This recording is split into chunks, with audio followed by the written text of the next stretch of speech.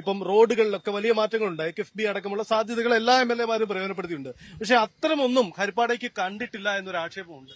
ഹരിപ്പാട് സംസ്ഥാന ഗവൺമെന്റിന്റെ പദ്ധതികൾ, വികസന പ്രവർത്തനങ്ങൾ ഒരു MLAക്ക് ചെയ്യാൻ പറ്റുന്നത് തോളോട് ഗവൺമെന്റുമായി ചേർന്നുകൊണ്ട് ചെയ്തിട്ടുണ്ട്.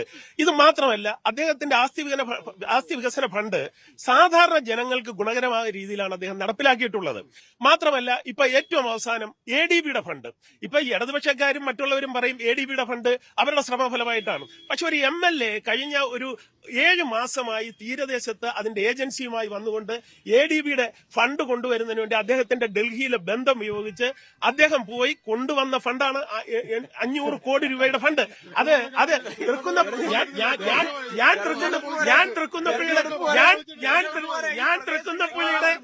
സുഹൃത്തെ, നിങ്ങൾ പറഞ്ഞു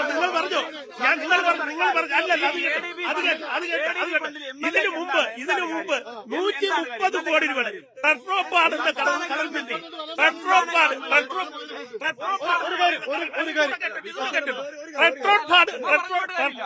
കടൽഭിത്തി ഹരിപ്പാട് നിയോജക മണ്ഡലത്തിൽ ആദ്യമായി കൊണ്ടുവന്ന രമേശ് ചെന്നിത്തലയാണ്.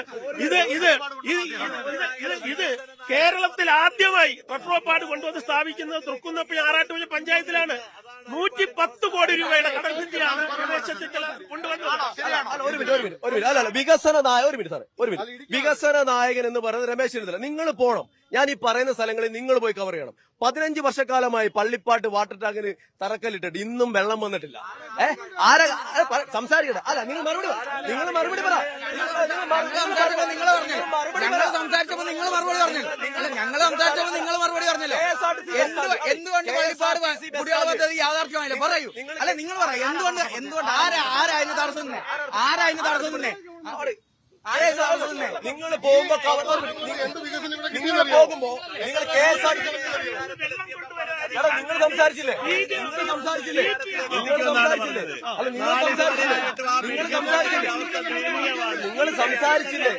പറയാനാ പഞ്ചായത്ത് ഭരണസമിതി അതിന് ഇടംകോലിൽ നിന്ന ഒരു കഥയുണ്ട്. പള്ളിപ്പാട്ട് BJP ഭരിച്ചോ? പള്ളിപ്പാട്ട്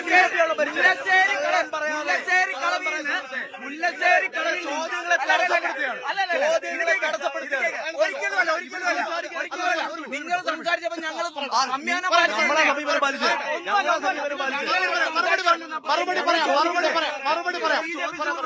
ഇവിടുത്തെ CPM സുഹൃത്തുക്കളാണ്. ഞങ്ങളിവിടെ ഓരോ കാര്യങ്ങൾ ഇപ്പൊ അല്ലിയണ്ണ അടക്കം ദീപചേട്ടൻ അടക്കം എവിടെ പച്ചക്കള്ളം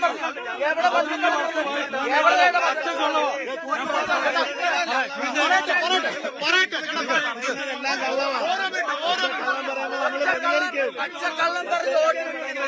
പച്ചക്കള്ളം പറഞ്ഞ് വോട്ട് പിടിക്കുന്നത് ഇവിടുത്തെ BJPക്കാരാണ്.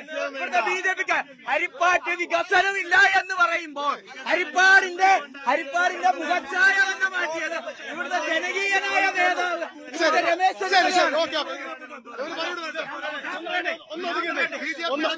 അല്ല, ഞങ്ങൾക്ക് ചോദിക്കാൻ, ഞങ്ങൾ ചോദിക്കുന്ന ചോദ്യങ്ങൾ കേൾക്കാനുള്ള ശ്രമമാണ്. ഇന്ന് ന്യൂസ് 18 ഒരു പ്രോഗ്രാം വെച്ചിട്ട് അതിന് വരാനുള്ള ധൈര്യം പോലും ഇവിടുത്തെ കമ്മ്യൂണിസ്റ്റുകാർക്കോ കോൺഗ്രസ്സുകാർക്കോ ഉണ്ടായിട്ടില്ല. ഞങ്ങളുടെ സമയത്ത്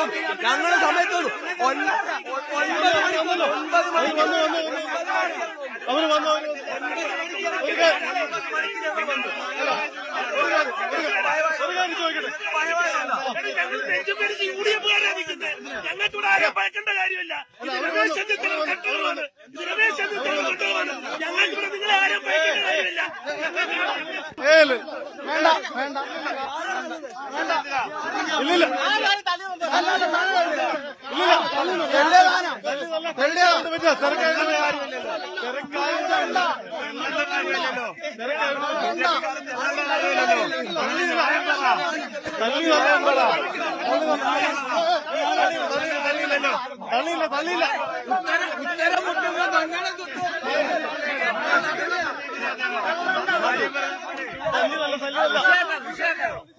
അല്ലെന്നേ ആ തിരക്കിപ്പെട്ടി പോകാ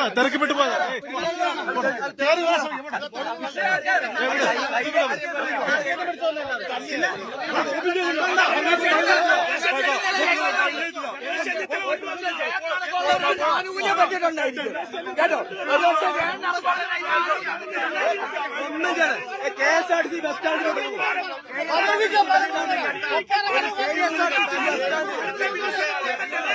എന്തിനാ ഒരു കാര്യം വർഗീയത പറയുന്നുണ്ട്. BJP വർഗീയത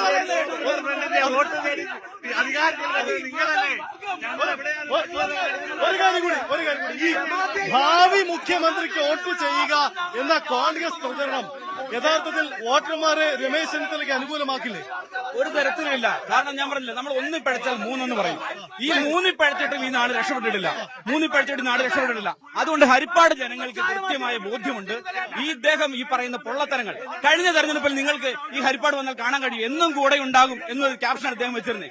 അതിപ്പോ അദ്ദേഹം മാറ്റു, പുതിയ ക്യാപ്ഷനോട്ട് വന്നിരിക്കുകയാണ്. ഈ നാടിന് യാതൊരു ഗുണവുമില്ല. നിങ്ങൾ ഈ റെയിൽവേ സ്റ്റേഷൻ റോഡിൽ ഒന്ന് പോയ ഏറ്റവും പ്രധാന ഉദാഹരണമാണ്.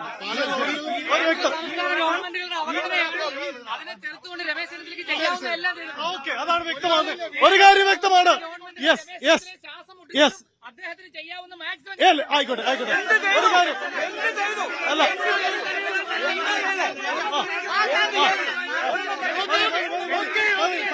സമ്മതിച്ചു.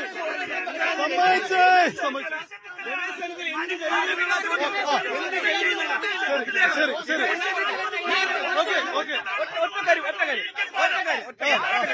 ഇദ്ദേഹം 2011 ഇവിടെ വന്ന് കരഞ്ഞു. ഇവിടെ MLA ആയി ഒരു വലിയ കരച്ചിൽ വരുന്നു. അന്ന് ഇദ്ദേഹം കേരളത്തിലെ KPCC പ്രസിഡന്റും പിന്നീട് 2.5 കൊല്ലം കേരളത്തിലെ ആഭ്യന്തരമന്ത്രിയുമായിരുന്നു. അന്ന് ചെയ്യാൻ കഴിയാത്ത ഒരു കാര്യം ഇന്ന് വേറൊരു MLA ആയിരുന്നു മണ്ഡലത്തിൽ പോലും ഇല്ലാതെ തിരുവനന്തപുരത്ത് സ്ഥിരതാമസമായിരിക്കുന്ന ഒരാള് എന്താണ് ഈ മണ്ഡലത്തിൽ നിങ്ങൾ പറഞ്ഞു. ഈ ഹരിപ്പാട് ക്ഷേത്രത്തിൽ വിടുന്നതാണ് നമ്മൾ ഇരിക്കുന്നത്. ഈ ഹരിപ്പാട് ക്ഷേത്രത്തിൽ ആറാട്ട് ഈ നാട്ടിലെ ജനങ്ങളുടെ വൈകാരികമായിട്ടിരിക്കുന്ന ഒരു കാര്യമാണ്. ഇപ്പൊ ഇവര് ഹിന്ദു സംഘടനാ നേതാക്കൾ എന്ന് പറഞ്ഞ BJP ഉണ്ട്, കോൺഗ്രസ് ഉണ്ട്. ഇവിടുത്തെ ആറാട്ട് പോക്കിനെ പരമ്പരാഗതമായി ഞങ്ങളെല്ലാം വളരെ വൈകാരികമായിട്ട് പോകുന്നതാണ്. ഈ ആറാട്ട് പോക്കിനെ സംരക്ഷിക്കാൻ വേണ്ടിയിട്ട് ഇവിടുത്തെ MLA എന്ത് നടപടിയെടുത്തത്? ഒരു കാര്യം വ്യക്തമാണ്. ഹരിപ്പാട്ട് രാഷ്ട്രീയ പോര് ഇഞ്ചോടിഞ്ചാണ്. കൂടുതൽ വാർത്തകൾക്ക് News 18 Keralam YouTube channel subscribe ചെയ്യുക.